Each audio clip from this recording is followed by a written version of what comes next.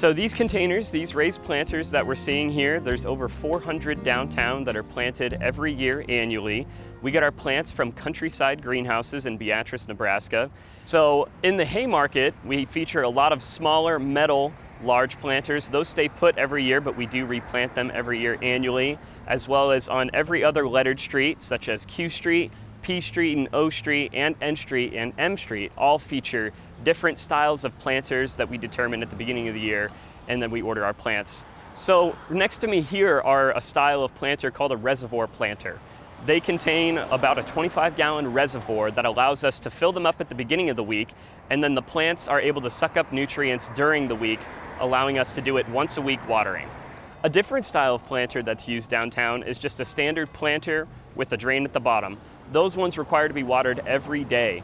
And what's great is on P Street, we have an irrigation system in place that hooks into the planters as well as into our normal irrigation system. So we can control also the planters and the landscape beds as well, allowing us to differentiate the amount of watering being used with the planters and the landscape bed, allowing for really great techniques of watering.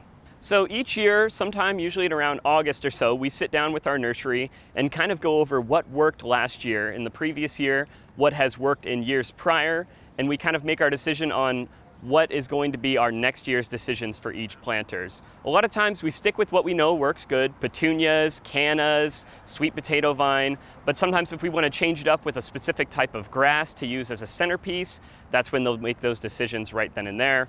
Here displayed we have some large cannas that grow usually about as tall as I am here, as well as some petunias that go really well and they just cascade off of the planters.